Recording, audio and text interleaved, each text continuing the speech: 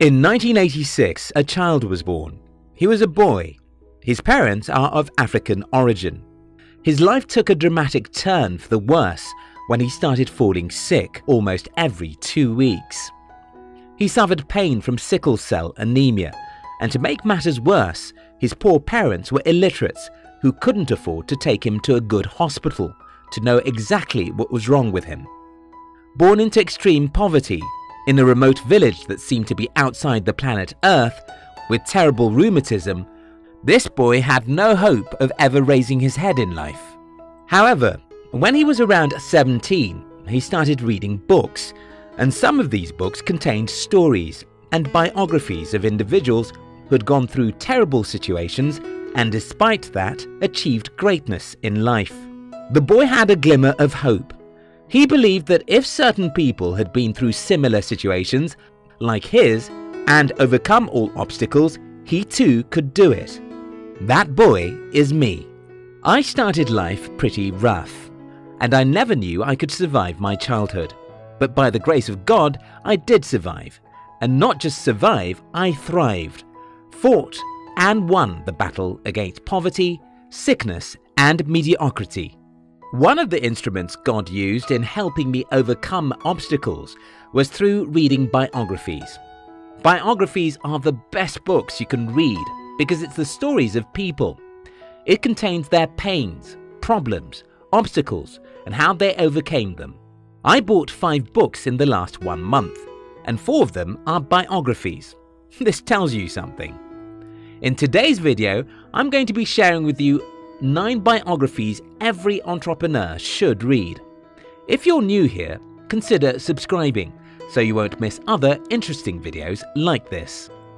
Number 1. Biography of Henry Ford. Most people know his name. He was the guy who revolutionized the automobile industry, a billionaire and one of the richest people in the world. Well, there are quite a number of other things most people don't know about Henry Ford. Studying his biography, I was amazed by how crazy this man was. When Ford started his company, there were hundreds of automobile companies in America. Still, by the end of 1920, his company had become one of the most successful auto companies in the world. It wasn't easy for him. He worked like hell and failed like a stupid man. He raised capital and burnt it. He was rejected again and again, but he's of a determined spirit. Ford kept on looking for how to build a better business system, how to make his products better and cheaper. He would buy the cars from his competitors and drive them, take them to his factory and figure out what they were doing better than him.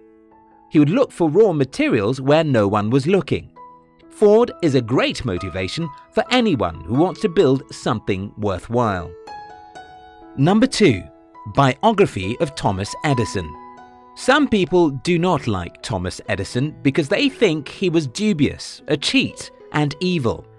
That may be right to some extent, but that is not my concern. As someone who wants to achieve greatness in life, your goal should be to learn what is good from those who have achieved greatness. I tell you honestly, almost everyone who has ever achieved success has some dirty side. This is because they are human. Take for instance, you may like Steve Jobs because he was one of the greatest entrepreneurs in this era, but if you dig deep, you'll find that Steve Jobs didn't treat people well. He was a tyrant. Yet, you should learn what is good about him and ignore the bad side. What impressed me about Thomas Edison is the fact that he wasn't just an inventor, he was an entrepreneur. While many inventors in his days focused on just inventing stuff, Thomas focused on inventing things that had commercial value. Why should we create things if we can't make money off it? That is how entrepreneurs think. It's a win-win game. Think about it. If your labor doesn't give you a lot of money, you will not be able to hire more people, and so you won't be able to serve the world the way you should.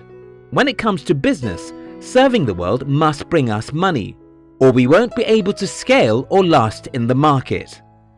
Number 3. Biography of Benjamin Franklin. Franklin was a curious, self-taught young man. What inspired me most about his life was how he left his family at a young age, just to go and figure out life. Franklin was a printing press entrepreneur, a scientist, an inventor, and a writer. Some people believe that he's the most versatile genius America ever produced. Number 4. Biography of Winston Churchill. Yes, Churchill was not an entrepreneur, but I'll advise every entrepreneur to study this man because of his courage. Churchill was so courageous that as leader of an army, he would go to the war front to fight, even though he was not expected to do so. What I learned from Churchill is courage. And everyone who ever dreamed of starting and running a successful business needs a lot of courage. Number 5. Biography of Elon Musk. Everyone knows his name, but that is not enough. If you want to be successful in life, you won't just know people like Musk the way everyone else knows them. You will want to dig deeper. I love to know what makes a man who he is. I didn't just want to know Elon Musk as being the CEO of SpaceX, Tesla, and Boring Company. I wanted to know what makes him who he is and how he fought against every obstacle to arrive where he is. And that was the reason I bought his biography, written by Ashley Vance. I challenge you to read that book. Number 6. Biography of Albert Einstein. Albert Einstein is not an entrepreneur, but his life encouraged me a whole lot. I have Einstein's 718-page biography in my library. I encourage everyone to read it. For me, the takeaway from his biography is the fact that Einstein was never the genius that everyone calls him. He was an ordinary man with extraordinary focus and determination. Number 7. Biography of Coca-Cola. Yes, this is not about a human being, but think about it. How can you become a great entrepreneur if you don't have the time to study one of the oldest companies in the world? Coca-Cola is 135 years old this year. That company has gone through thousands of faces with millions of changes. I read the biography of Coca-Cola because I don't know why I shouldn't. It's titled Coca-Cola Way by Mark Pendergrast. Number 8. Biography of John D. Rockefeller. This is a 774-page book titled Titan by Ron Chernow. Again, John D. Rockefeller was never an angel. He did a lot of things wrong. Yet his life is worth studying because he did a lot of courageous, innovative, and great stuff too.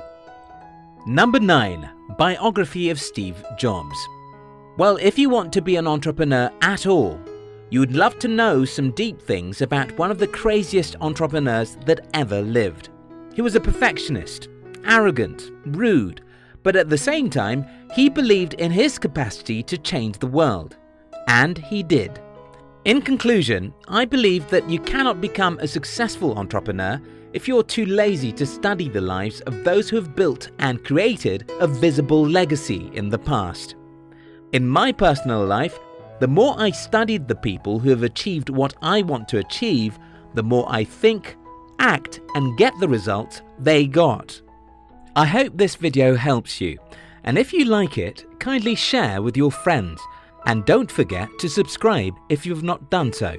We love you.